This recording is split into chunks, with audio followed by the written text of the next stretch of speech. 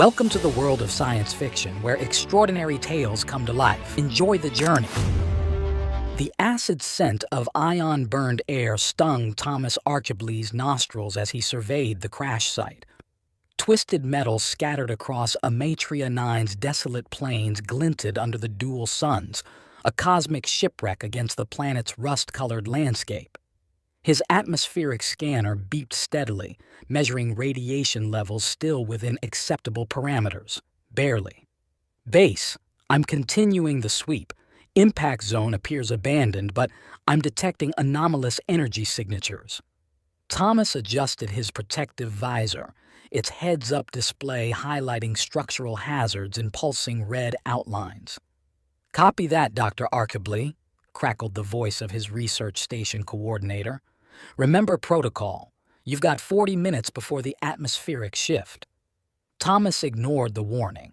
He'd calculated the weather patterns himself. He had at least 53 minutes, not 40. He stepped over a charred section of hull plating, his boots crunching on crystallized sand.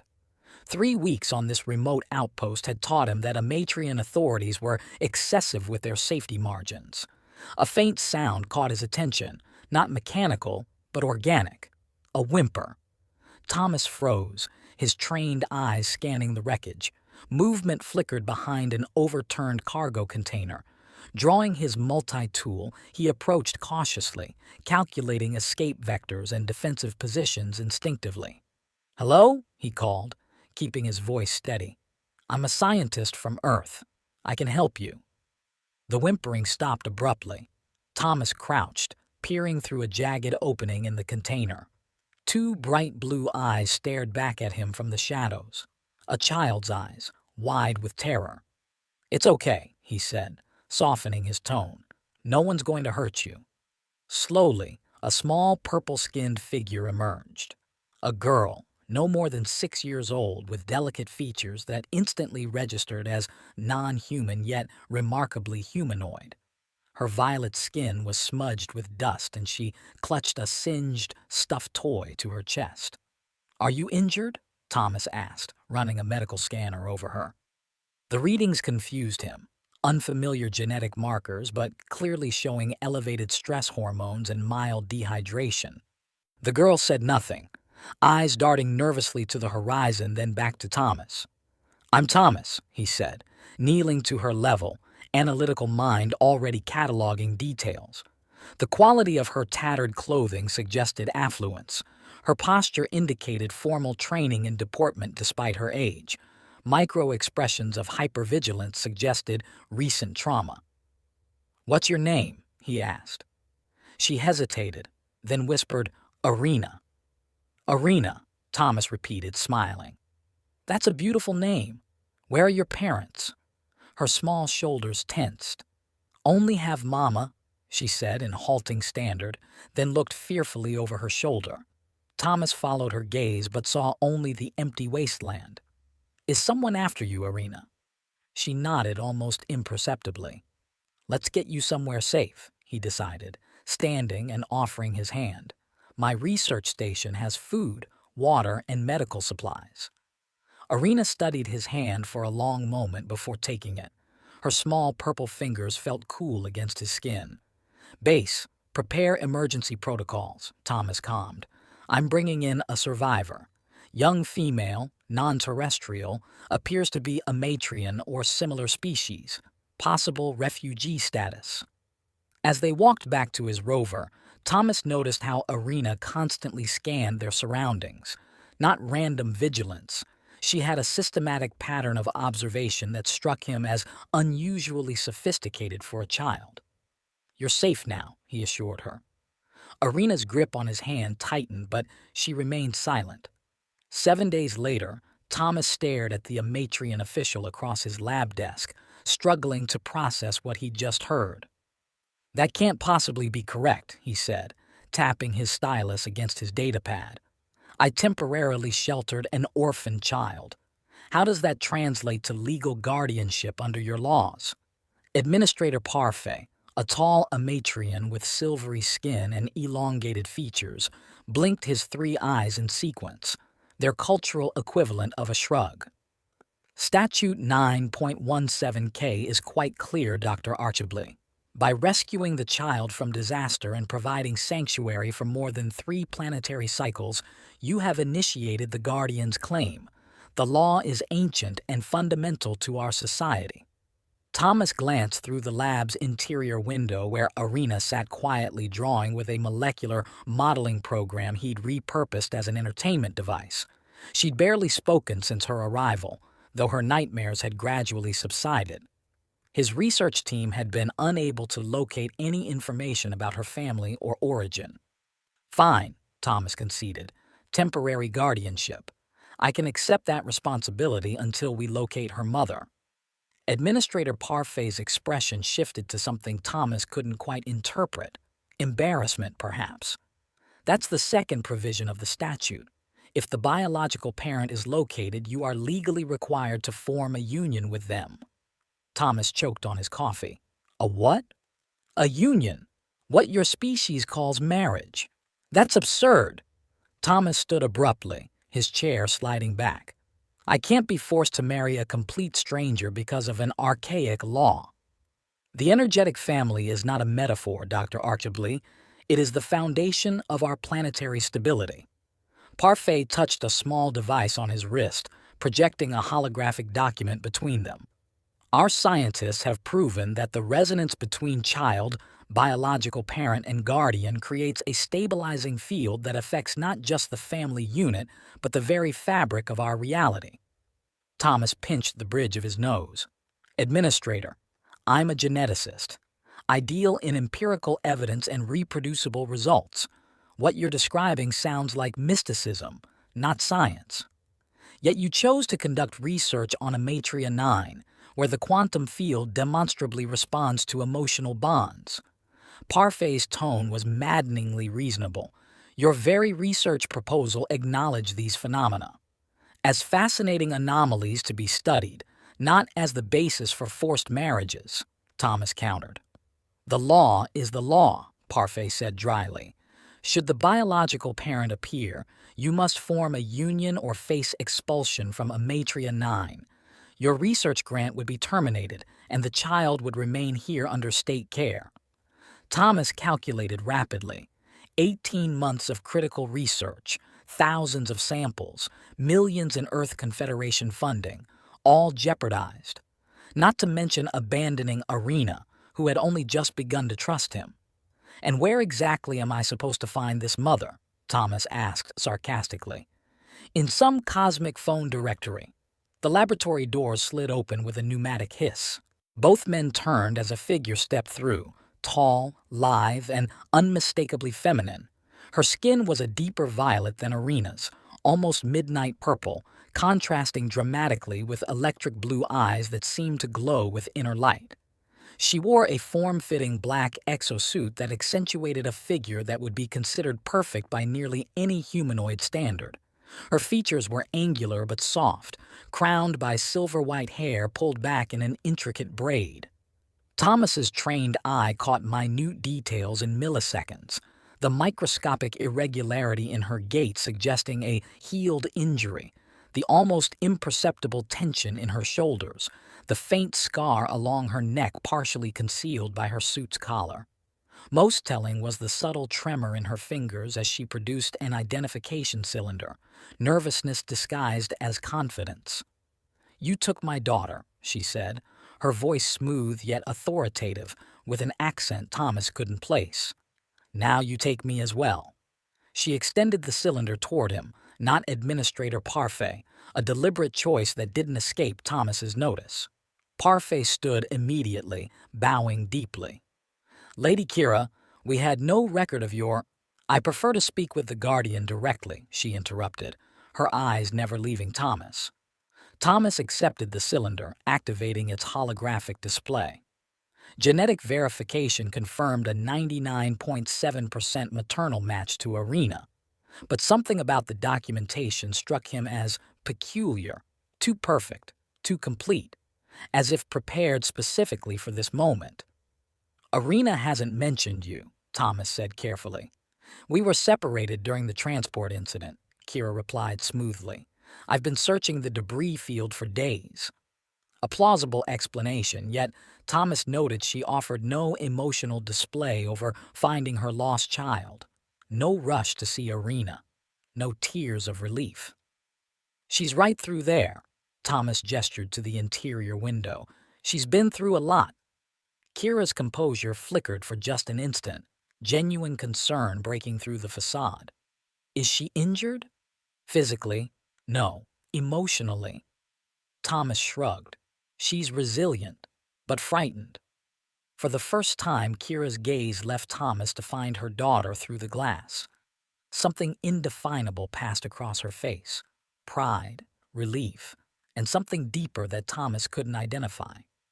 Administrator Parfait cleared his throat.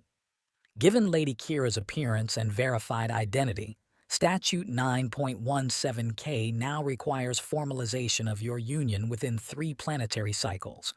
Thomas shot him an incredulous look. 3 days? You expect us to marry in 3 days? The law is the law, Parfait repeated. This is ridiculous, Thomas began, but Kira cut him off. I accept the terms, she said firmly. A union with the Guardian is a small price for my daughter's safety. Thomas studied her, mind working furiously. Could we speak privately? Parfait nodded, backing toward the door. I'll prepare the necessary documentation. The ceremony will be scheduled for the 3rd cycle. After he left, Thomas gestured to a chair. Please, sit. Kira remained standing. You don't want this union. And you do? Thomas countered. What I want is irrelevant. What I need is my daughter and legal status on Amatria 9. Her directness was refreshing amid the bureaucratic nonsense. Why Amatria 9 specifically? Thomas questioned. There are dozens of safer systems in this sector. A flash of wariness crossed her face. Safety is relative. Thomas nodded slowly. 1 month, he said. We maintain this charade for 1 month, then dissolve the union and each go our separate ways. I keep my research, you keep your legal status. Irina remains stable. Acceptable terms, Kira agreed, extending her hand in a surprisingly human gesture. Thomas took it, feeling an unexpected jolt. Static electricity, he rationalized, though his equipment showed no atmospheric disturbance. The door to the inner lab slid open, and Irina stood there, eyes wide. Mama? She whispered. Kira dropped to one knee, arms opening. Irina! The girl rushed forward, burying herself in her mother's embrace. Thomas observed their reunion clinically. Irina's body language showed relief, but residual tension. Kira's embrace was protective, yet somehow formal. I knew you'd find me, Irina murmured. I will always find you, Kira replied, stroking her daughter's hair. Thomas watched them, calculating possibilities. Something wasn't adding up. The convenient timing, the flawless documentation, the careful control Kira maintained. His instincts, honed through years of pattern recognition and data analysis, screamed that he was seeing only part of a complex equation. Whatever Kira was hiding, it was bigger than a missing daughter, much bigger. You married a what? Johnny Reeves, Thomas's fellow Earth scientist, nearly spat his synthetic coffee across the station's communal dining area. Not married yet, and keep your voice down, Thomas muttered, glancing toward the residential quarters where Kira was helping Irina settle in. Sorry, but you can't drop, I'm marrying an alien woman I just met, and expect me to not react. Johnny leaned forward, lowering his voice. Though I gotta say, if I had to be strong-armed into marriage by alien law, I could do worse than that purple goddess. Thomas shot him a withering look. It's a practical arrangement, nothing more. Sure. Johnny grinned. On a completely unrelated note, you should know these prefab walls are pretty thin. It's not like that, Thomas insisted. We've agreed to maintain separate spaces. Johnny's expression grew serious. Look, Tom, you need to understand something about these practical arrangements on Amatria. They don't stay practical. The system checks. Checks what, exactly? The emotional resonance, the bond. Johnny gestured vaguely. After about 30 days, there's some kind of evaluation. No one really explains it to off-worlders, but I've seen other unions dissolved when they didn't pass muster. Thomas frowned. That's ridiculous. How could they possibly measure something so subjective? This isn't Earth, genius. On Amatria, emotions aren't subjective. They're quantifiable energy patterns that affect physical space. Johnny tapped his temple. Remember those quantum field anomalies you're so obsessed with studying? They're connected to the energetic family concept. Thomas shook his head dismissively but filed the information away. Another variable in an increasingly complex equation. Later that evening, Thomas entered his quarters to find them transformed. His sparsely decorated space now contained Arena's drawings magnetically attached to surfaces, unfamiliar plants in geometric containers, and subtle lighting changes that somehow made the sterile research module feel homelier. Kira emerged from the smaller bedroom dressed in a simple tunic that did little to diminish her striking appearance. "I've made adjustments," she said, noting his surprise. "Arena needs stability." "I see that," Thomas replied, setting down his research tablet. "Administrator Parfait delivered our union documentation. The ceremony is scheduled for the day after tomorrow." Kira nodded. "I'll be ready." An awkward silence stretched between them. "Why me?" Thomas finally asked. "You could have claimed her without involving me." Amatrian law requires the first guardian to participate in the union. Her answer came too quickly, too smoothly. "There's more to it," Thomas pressed. "You're not an ordinary refugee. Your posture, your speech patterns, even the way you arrange objects, they suggest formal training, military or aristocratic." Kira's eyes narrowed. "You observe too much." "It's what I do," Thomas replied. "Data points tell stories if you know how to read them." "And what story do I tell, Dr. Archibald?" she challenged. "One with significant omissions." He stepped closer. "Who are you running from?" Kira moved toward the door. "You analyze too much," she said coldly. But Thomas caught the flicker of alarm in her eyes. "Some questions are dangerous to ask." The door to Arena's room slid open before Kira could leave. The child stood there in sleep clothes, rubbing her eyes. "Why are you fighting?" she asked sleepily. "We're not fighting, sweetheart," Thomas said gently. "Just getting to know each other." Arena looked between them skeptically. "Real parents hold hands and kiss goodnight." Kira stiffened. "Arena, that's not—" "Why do you sleep in different rooms?" Arena continued, her innocent questions cutting through the adult pretense. "All the other children's parents sleep together." Thomas cleared his throat. "Our arrangement is different." "Because you don't love each other?" Arena's voice wavered. Thomas and Kira exchanged glances, mutual understanding passing between them. The charade needed to be convincing for Arena's sake. "We're still learning about each other," Kira said carefully, moving to Thomas's side. With visible hesitation, she took his hand. Thomas felt that same strange jolt, stronger this time. His environmental sensors registered a momentary power fluctuation throughout the module. "See?" Kira said to Arena. "Now, back to bed." Arena smiled, seemingly satisfied, and allowed herself to be tucked back in. When Kira returned, Thomas was scanning the module's power systems. "Odd," he murmured. "There was a definite energy surge when we touched." Kira withdrew a step. "Static electricity. This planet has unusual atmospheric conditions." "That wasn't static," Thomas insisted. "And it happened earlier too." Outside the station windows, Thomas noticed the perpetual dust storm that had been raging for days suddenly calming. The timing couldn't be coincidental. "The energetic family isn't just cultural, is it?" he asked, pieces beginning to align in his analytical mind. "It's actually affecting the planetary environment somehow." "You're a scientist," Kira said dismissively. "Surely you don't believe in mystical connections." "I believe in observable phenomena," Thomas countered. "And everything on this planet seems designed to push us together." He studied her reaction carefully. "What aren't you telling me about Amatria's resonance fields?" Before she could answer, a notification chimed. The planet's seasonal weather shift was beginning. The season of closeness, according to local terminology. Thomas glanced from the notification to Kira, noting the subtle flush deepening her violet skin. The air between them seemed suddenly charged with unspoken tension. 1 month, Thomas reminded her, and himself. Just 1 month of pretending.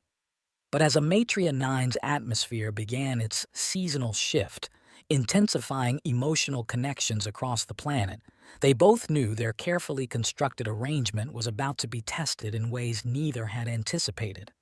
Morning light filtered through the habitat's adaptive windows as Thomas stirred from sleep, instantly aware of the small, purple figure standing beside his bed.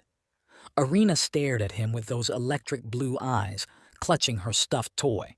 "You promised pancakes," she announced without preamble. Thomas squinted at his chronometer. 0547 hours.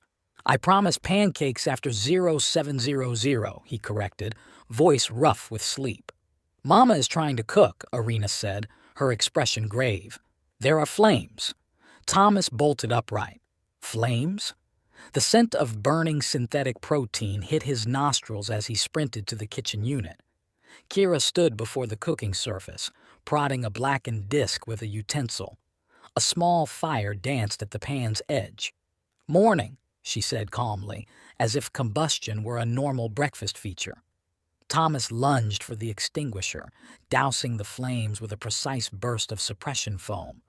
"What are you doing?" he demanded. Kira gestured at the charred remains. "Creating Earth sustenance." Irina requested pancakes after viewing your cultural database. "And you didn't think to activate the automated system?" Thomas asked, examining the ruined cooking unit.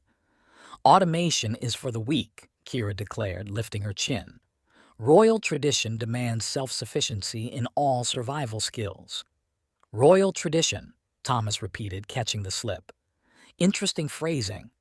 Kira's composure faltered momentarily. "A figure of speech. My family values independence." "Right." Thomas cleared the cooking surface, noting how Kira's posture shifted minutely, defensive, guarded. Another data point in his growing collection. "Let's start over.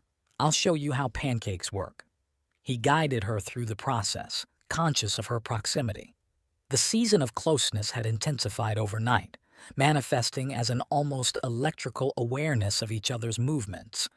When their hands brushed while measuring ingredients, the lights flickered briefly. "That shouldn't happen," Thomas murmured, eyeing the power systems.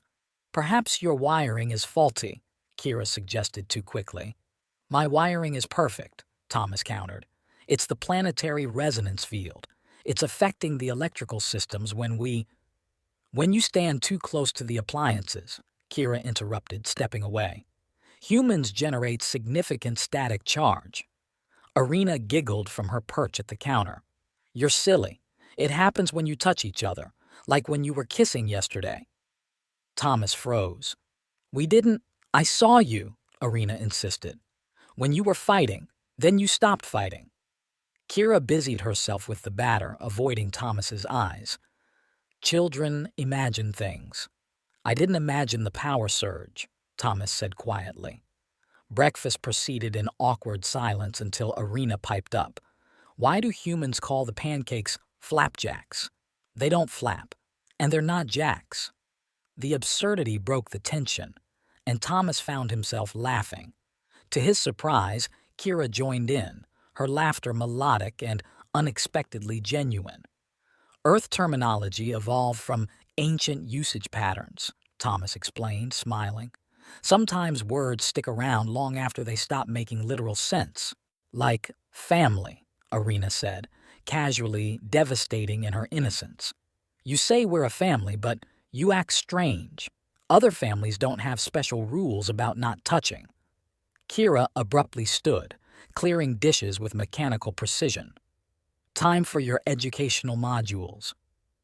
As she ushered Irina toward the learning terminal, Thomas noticed the weather display showing clear skies, unusual for this season. Another correlation with their momentary harmony. He updated his research notes surreptitiously, adding new variables to his growing model of Amatria's resonance phenomena. The days fell into an uneasy rhythm. During daylight cycles, they maintained careful distance, Kira attending to Irina's education, Thomas continuing his research. But nights brought the planet's influence more strongly, making sleep elusive as awareness of each other intensified across the narrow hallway separating their rooms. A week after their hurried union ceremony, a sterile affair in an administrative complex with only Johnny and Administrator Parfait as witnesses, Thomas returned to find Irina orchestrating another scenario designed to force proximity. "Family portrait," she announced, brandishing an imaging device. "You stand here, Mama here, closer." Thomas sighed internally but complied, standing beside Kira.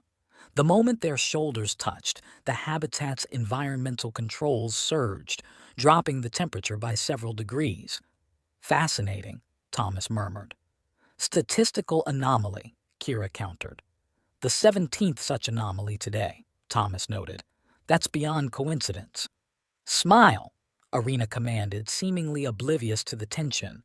As they posed awkwardly, Thomas whispered, "We need to talk." "There's nothing to discuss," Kira insisted. "Perfect family," Irina declared, examining her image. "Now kiss." "Irina," Kira warned. "All parents kiss. I've watched the programs." "Not all family structures conform to standard models," Thomas explained patiently. Irina's face fell. "So you don't love each other?" Thomas glanced at Kira, noting the complex emotions flickering across her features. "Relationships are complicated." "Why?" Irina demanded with a child's relentless logic. "Because adults make them that way," Kira answered, her tone softening. She knelt to Irina's level. "Sometimes people care about each other but have obligations that make expressing that care difficult." Thomas caught the subtle edge in her voice. She wasn't just explaining to Irina. Later that evening, Thomas cornered Johnny in the research facility's data center. "I need everything you have on the resonance phenomenon," he demanded. "Not the sanitized version, the real data." Johnny whistled low. "Getting invested in your practical arrangement, huh?" "Getting invested in the science," Thomas corrected. "The effect is real, quantifiable, yet nothing in our database explains it." "Because it's not in the public database." Johnny glanced around conspiratorially before extracting a data crystal from his personal terminal. "This comes from a friend who worked with the Amatrian Quantum Authority. It's not exactly authorized for distribution." Thomas examined the crystal. "Why share this now?" Johnny's usual joviality faded. "Because I've seen what happens when off-worlders ignore the resonance. It gets ugly, Tom. Whatever game you and the Purple Goddess are playing, the planet will call your bluff eventually." That night, a bitter, cold front descended on the research outpost, the most severe in recorded history, according to the station's archives. The temperature regulation system strained against the external conditions, creating uneven heating throughout the habitat. Thomas shivered in his lab, reviewing Johnny's illicit data on a secured terminal. The information was staggering. Quantum entanglement patterns influenced by emotional states, documented cases of weather systems responding to relationship dynamics, even architectural structures physically realigning in response to familial bonds. The habitat creaked ominously as the external temperature plummeted further. An alert flashed on his screen. Critical system failure imminent. Emergency protocols activated. The lights dimmed to conservation levels as Thomas made his way back to their quarters. He found Kira piling thermal blankets onto a sleeping Irina. "The heating system's failing," he informed her. "External temperatures dropped below sustainable levels." Kira nodded, her breath visible in the increasingly cold air. "She'll be fine. My species tolerates cold better than yours." Thomas noted the concern beneath her collected exterior. "But not indefinitely. We need to conserve body heat." "I've allocated the remaining functional heating units to Irina's room," Kira said. "And what about us?" Thomas asked. Kira's eyes met his, unreadable in the dim light. We adapt. Hours later, Thomas lay awake in his frigid room, reviewing the data in his mind. According to Johnny's information, the weather patterns correlated directly with emotional dissonance between bonded pairs. Their deliberate distance was affecting not just their comfort, but potentially the entire outpost's safety. A soft knock interrupted his thoughts. Kira stood in the doorway, wrapped in a thermal blanket, her outline illuminated by the emergency lighting. "May I enter?" she asked formally. Thomas sat up. "Of course." She closed the door behind her and approached his bed, her movements graceful despite the cold. "The temperature continues to drop. Arena is stable, but we're not," Thomas finished. "The resonance field is responding to our separation." Kira didn't deny it this time. "You've been researching." "I'm a scientist. It's what I do." She sat on the edge of his bed, still maintaining careful distance. "Then you understand why I'm here." "Practical necessity," Thomas said. "Body heat conservation." "Yes," she agreed, though something in her tone suggested otherwise. They arranged themselves awkwardly, back to back under shared blankets. Even through layers of fabric, Thomas felt the same electric awareness when their bodies touched. The room's emergency lights brightened subtly. "Interesting," he murmured. "Go to sleep, Thomas," Kira replied, but he heard the slight catch in her voice. Neither slept. Minutes stretched into hours as they lay rigidly apart yet intensely aware of each other. Outside, the howling wind seemed to intensify. "This isn't working," Thomas finally said. "The resonance requires more than proximity." "What does your science suggest?" Kira asked, her voice carefully neutral. "Honesty might be a start," Thomas answered. "Who are you really, Kira? Why are you here?" She remained silent so long he thought she wouldn't answer. Then, "The truth could endanger you." "I think we're already in danger," Thomas pointed out. "The temperature's still dropping." Kira turned to face him in the darkness. "What if I told you I'm not who I claim to be?" "I'd say I already knew that," Thomas replied. "Your mannerisms, speech patterns, even your posture, they suggest formal training beyond ordinary upbringing. Military or royal," she finished for him. "You're persistent." "Observant," he corrected. "And right now, I'm observing that our outpost is freezing while we play verbal chess." The wind screamed against the habitat walls. Something structural groaned ominously. "Fine," Kira conceded. "You want honesty? I'll provide it. But first—" She moved closer, her face mere centimeters from his. "On my world, there is indeed a tradition. When someone provides shelter, there is an obligation to provide warmth in return." Her voice dropped to a whisper. "I don't wish to break that oath." Thomas felt her breath against his skin, saw the pulse at her throat quicken. Her pupils dilated in the dim light, biological responses that couldn't be fabricated. "You're not obligated," he said softly. "And if I want to be—" Her voice trembled slightly. Thomas recognized the moment for what it was, a threshold. His analytical mind cataloged her physiological responses, the environmental anomalies, the quantum data he'd reviewed, all pointing to one conclusion. He closed the distance between them. The moment their lips met, warmth flooded the room.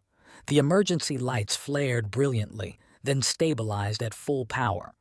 Outside, the howling wind abruptly ceased. They broke apart, both staring as the environmental controls reset, heat flowing back into the habitat. "That's—" Thomas began. "Impossible," Kira finished, looking genuinely startled. "Actually, according to the quantum resonance data, it's entirely consistent with—" She silenced him with another kiss, more urgent than the first.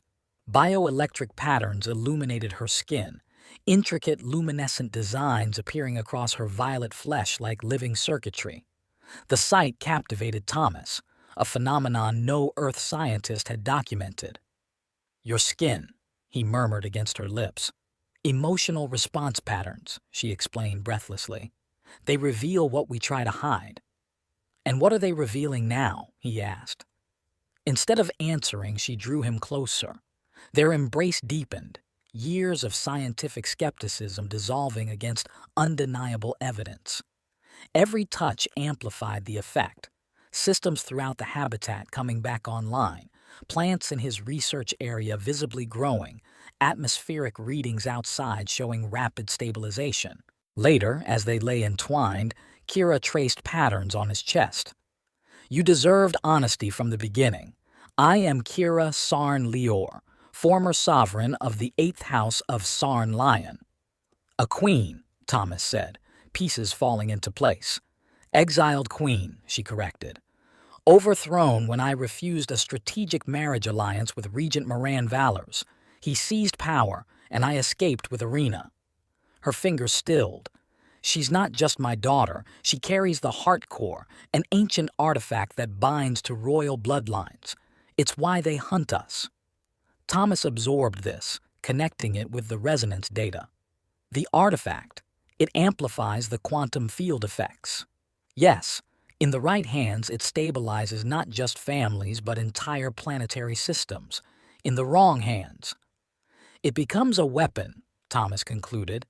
And you came to Amatria because the resonance field masks the artifact's signature. Kira nodded.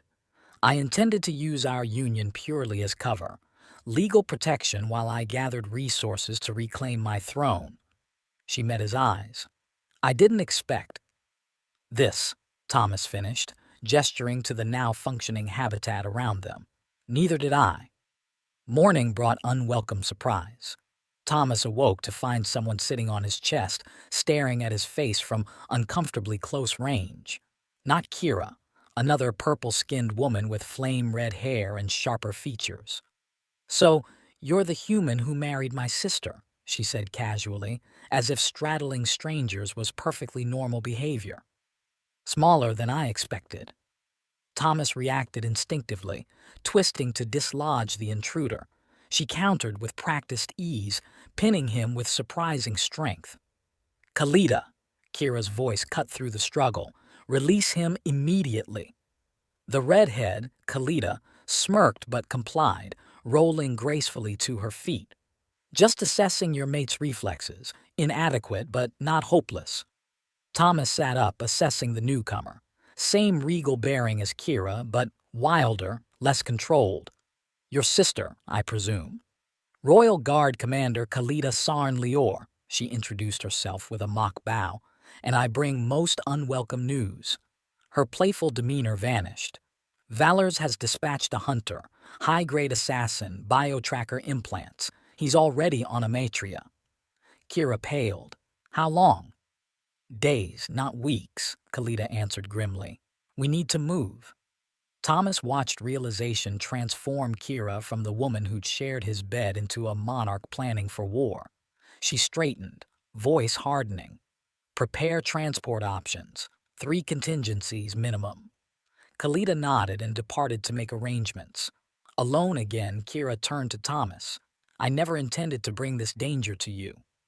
I think we're well past intentions, Thomas replied, rising to dress. The question is, what do we do now? Before she could answer, the habitat security system blared. External breach detected. Too late, Kira whispered. He's found us. The habitat's main door exploded inward, showering the room with debris. Thomas lunged for Kira, shielding her as they crashed to the floor.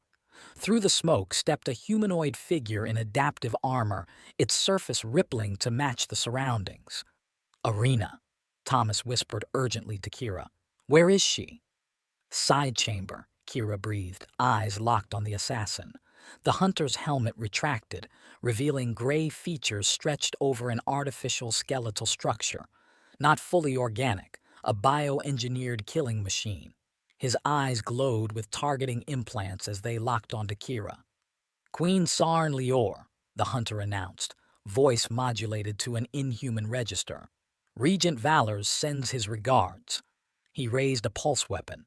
Thomas calculated trajectories, vulnerabilities, options. The scientific precision that served him in laboratories now mapped a different kind of problem. Arena, he called without taking his eyes off the intruder. "Cover your ears and eyes right now. Promise me you'll stay that way until I say it's safe." "I promise," came her small voice from the adjacent room. "Good girl." Thomas rose slowly, hands raised. "Let's be reasonable. This is an Amatrian research outpost, diplomatic territory." The hunter's expression didn't change. "Jurisdiction is irrelevant to my contract." Thomas nodded as if considering this point, using the moment to shift his weight. "Before you fulfill that contract, a question. Did they enhance your reflexes or just your strength?" The hunter tilted his head. "Both human, beyond your comprehension." "Let's test that theory." Thomas grabbed a kitchen knife from the counter and moved. Years of precision laboratory work had given Thomas extraordinary hand control. The knife flashed across the room, striking a power junction behind the assassin. Sparks cascaded as Thomas dove forward. The hunter fired, but Thomas was no longer there. Moving with unexpected speed and precision, he slid beneath the energy pulse and drove his shoulder into the hunter's knees. As the assassin staggered, Thomas struck specific nerve clusters with calculated force. Kira and Kalita watched in astonishment as Thomas dismantled the enhanced killer with methodical efficiency. Each move was precise, targeted, like a scientist conducting a particularly violent experiment. "Earth Special Sciences Division," Thomas explained between strikes.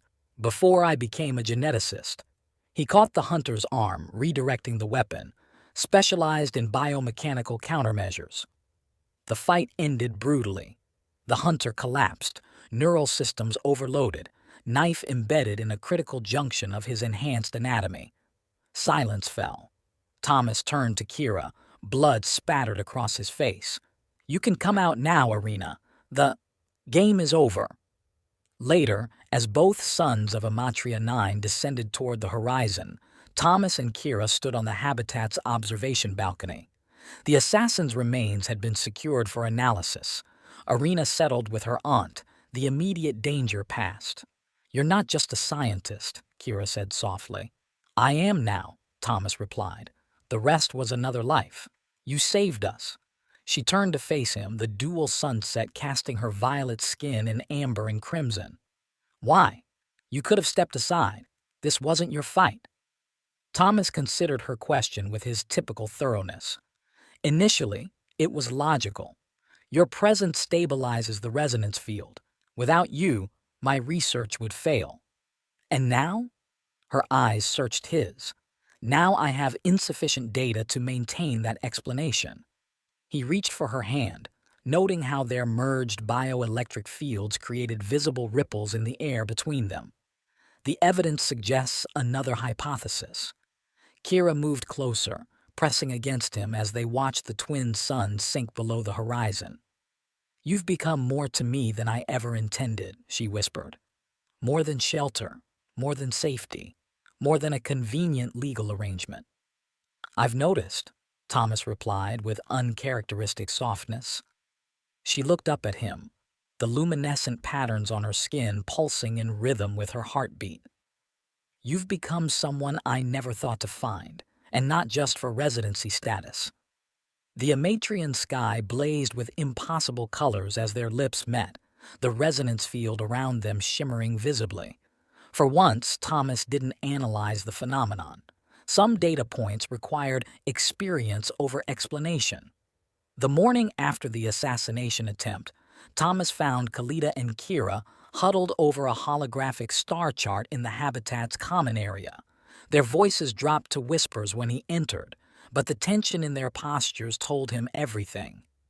"Planning our escape?" he asked, pouring himself a stimulant beverage. Kalita straightened, flame-red hair cascading over her shoulders. "Not escape. Return." "It's time," Kira added, her eyes meeting his. "Valors wouldn't have sent an elite hunter unless he feared what we might do. He's vulnerable now." Thomas noted the subtle changes in Kira since the attack, how she held herself more regally, how her voice had taken on a natural command, the queen re-emerging from hiding. "Return with what army?" Thomas challenged. "We don't need an army," Kalita countered.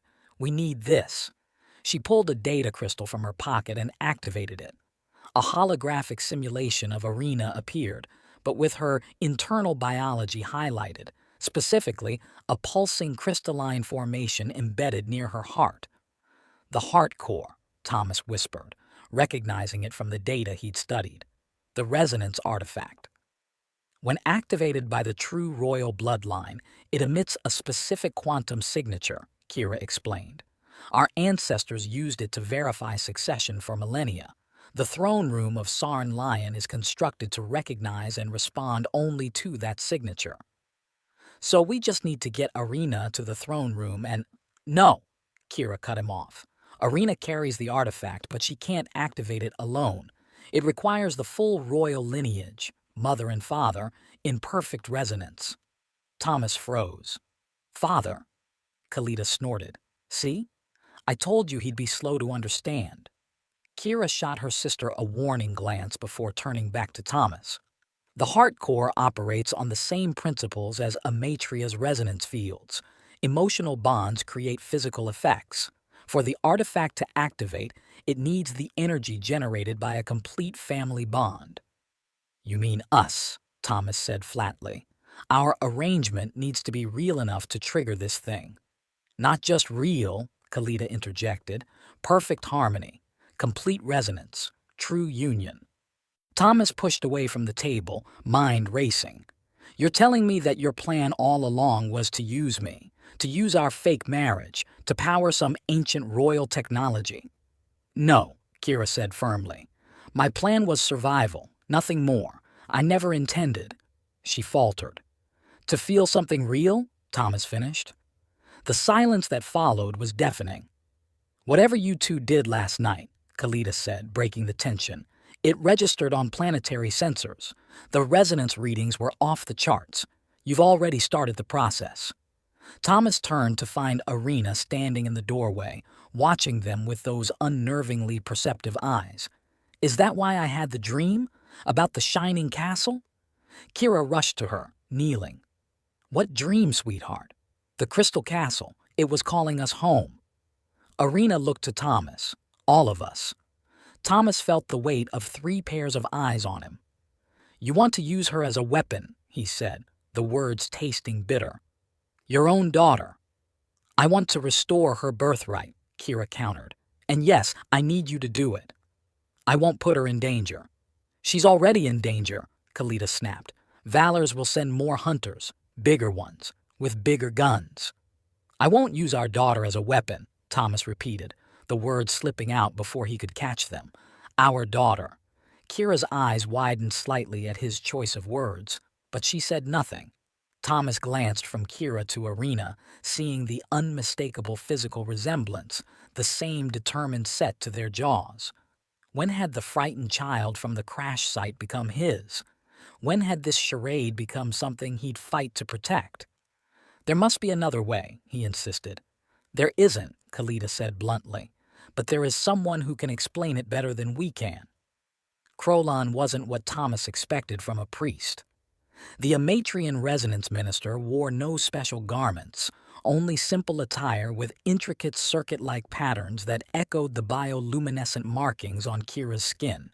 His smooth, silver-toned features remained perfectly composed as he examined their unusual family unit. You seek harmony verification, he stated rather than asked. They sat in a circular chamber beneath the administrative complex, surrounded by pulsing crystalline formations similar to the one inside Arena. We need to know if our bond is strong enough to activate the heart core, Kira confirmed. Krolon circled them slowly, eyes half closed. Interesting. The human carries a resonance marker I've not seen before. Thomas startled. What? You didn't know? Krolon seemed genuinely surprised.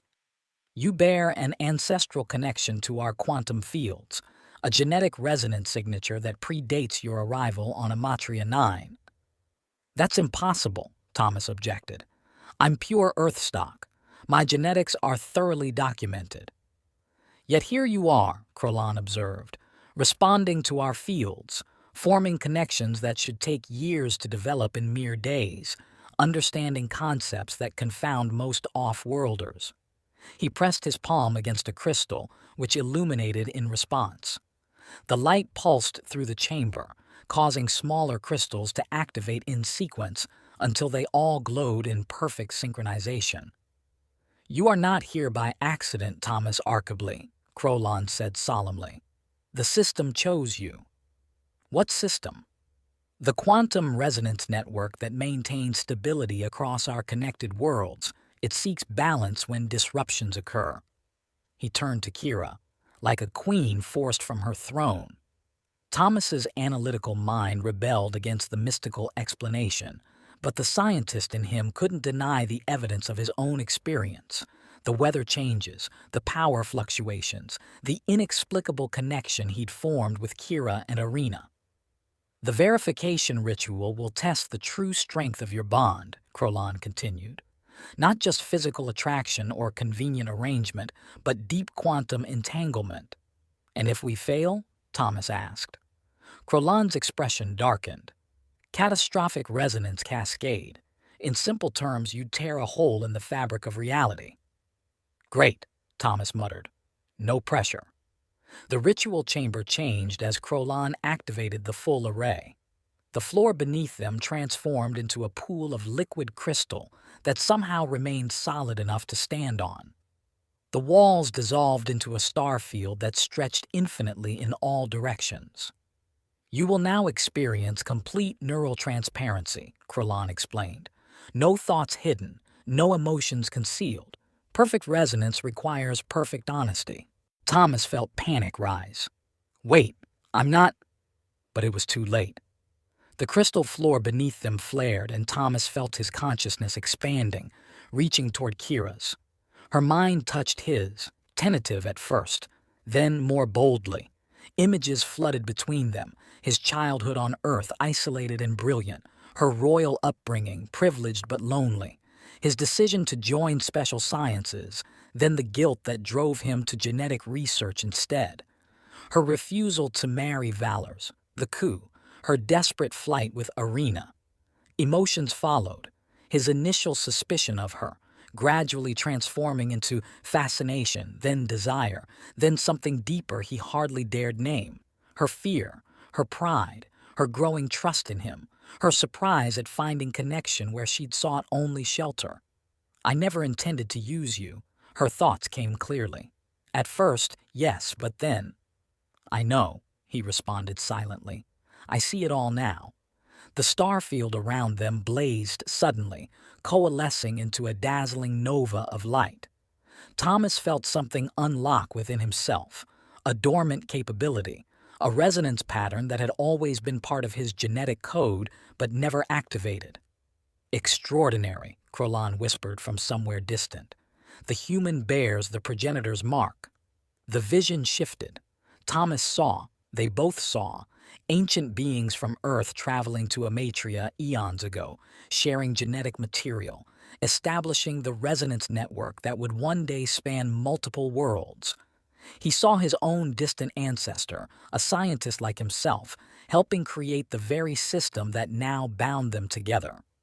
"You are part of a larger design," Crolon's voice explained as the vision faded. "Both of you. Your meeting was no coincidence." As they returned to normal consciousness, Thomas found himself kneeling on the crystal floor, Kira beside him, their hands clasped tightly. Irina stood before them, her small body illuminated from within, the heart core pulsing visibly beneath her skin. "The bond is verified," Crolon announced, "strong enough to activate the artifact, strong enough to reclaim what was taken." Thomas looked at Kira, seeing her as if, for the first time, not just the regal queen or the desperate refugee or even the passionate woman who'd shared his bed, but all of these together, the complex, complete person he had come to love. "I'll help you reclaim your throne," he said simply, "but not for some cosmic design or ancient technology, for us." Kira's eyes shimmered. "For our family." The royal palace of Sarn Lion loomed against an amber sky, its crystalline spires capturing the light of 3 moons. Their approach was anything but subtle.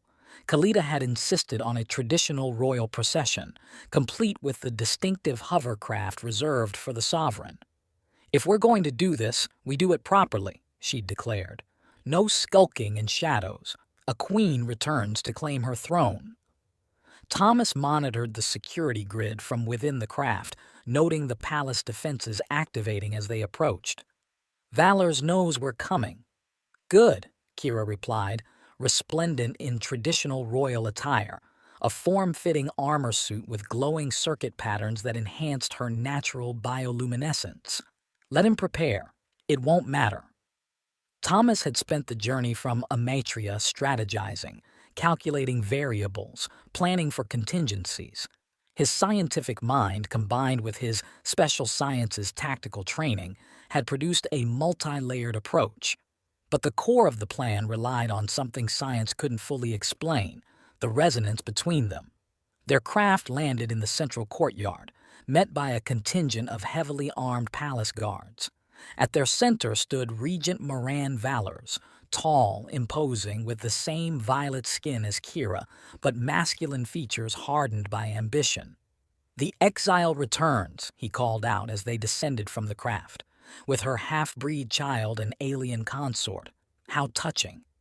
Thomas noted the micro-expressions betraying Valor's nervousness, the slight tension around his eyes, the too casual posture. "He's afraid," Thomas whispered to Kira. "He knows about the heart core." Kira stepped forward, head high.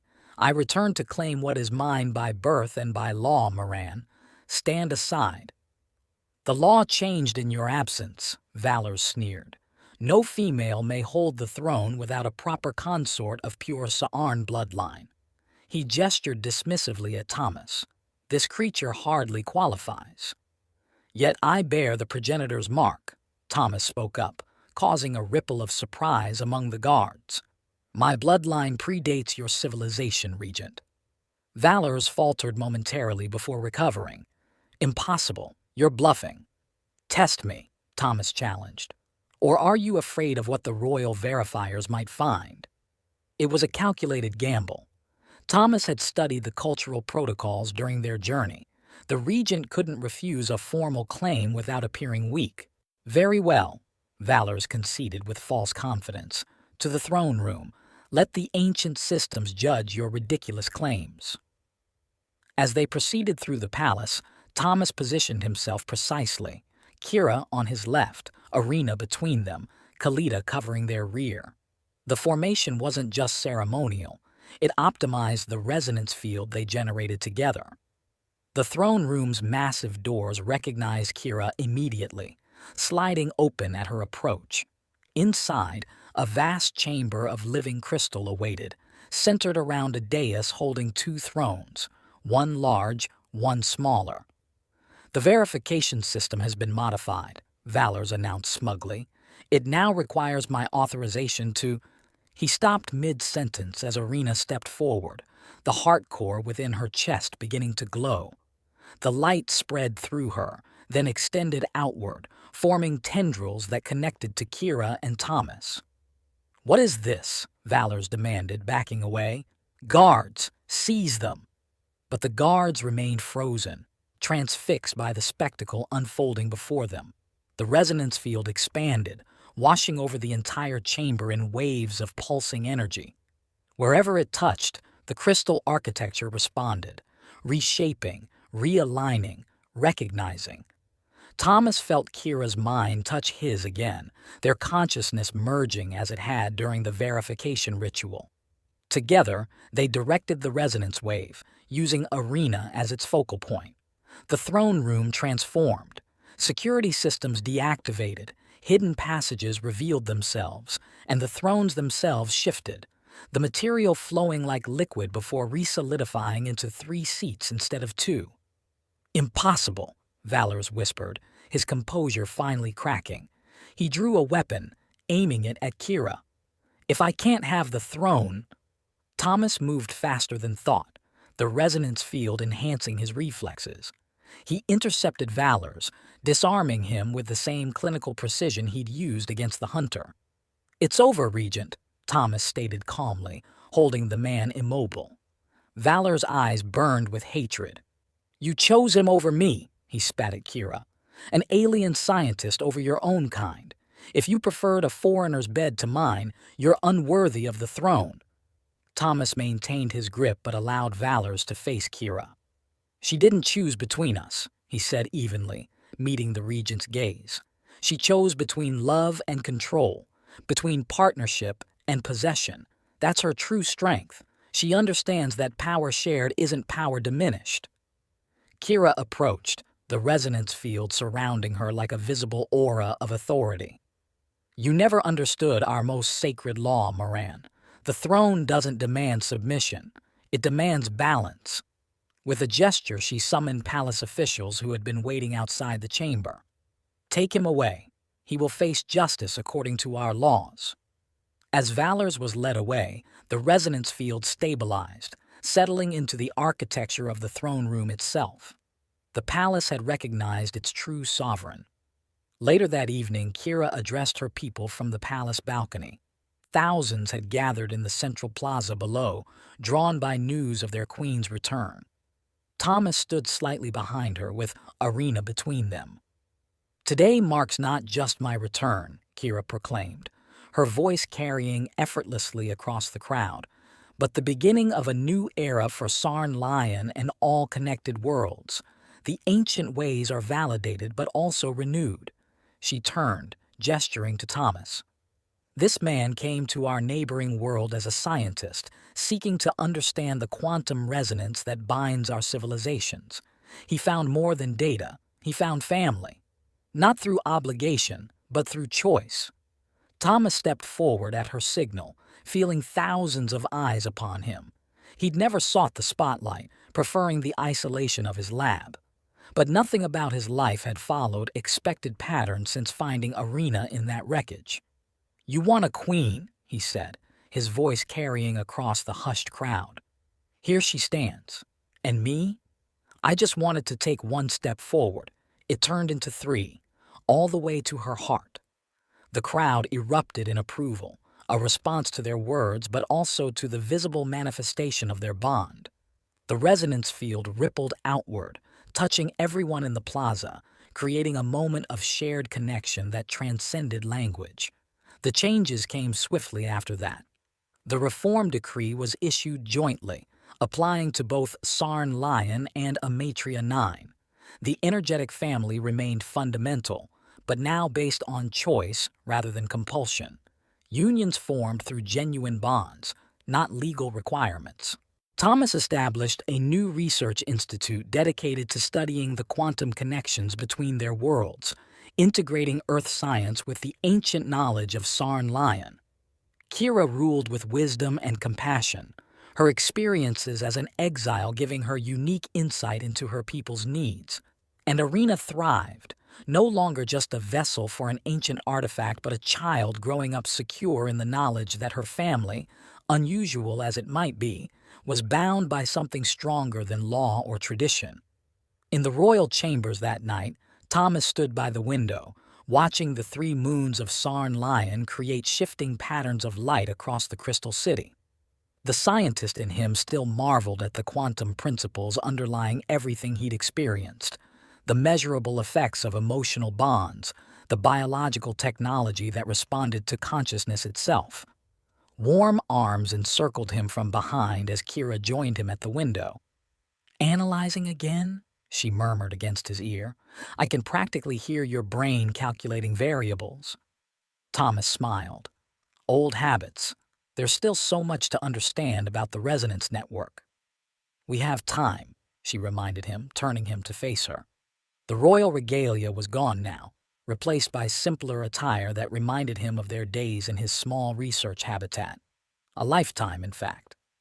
Her bioluminescent patterns glowed softly in the dim room, reflecting her contentment. Thomas traced one of the patterns with his finger, watching it brighten at his touch. "So, husband," Kira said with a playful smile that few besides him ever saw, "shall we have a heated parliamentary debate tonight, or perhaps a hot shower instead?" Thomas pulled her closer. "I vote for the second option," he murmured against her lips, "unanimously." From the partially open doorway came a small giggle. They turned to find Irina watching them, eyes bright with mischief. "Finally," she declared with the supreme satisfaction of a child whose plans have succeeded perfectly. "You're kissing like real parents now." Kira laughed, extending her arm to include their daughter in the embrace. "Yes, we are. Real family, real kisses." As Irina joined them by the window, the resonance field around them pulsed visibly, extending beyond their chambers to touch the palace, the city, the planet itself. Not just an energy pattern or a quantum phenomenon, Thomas realized, but the physical manifestation of what humans had always known intuitively. That love, freely given and freely received, was the most powerful force in any universe.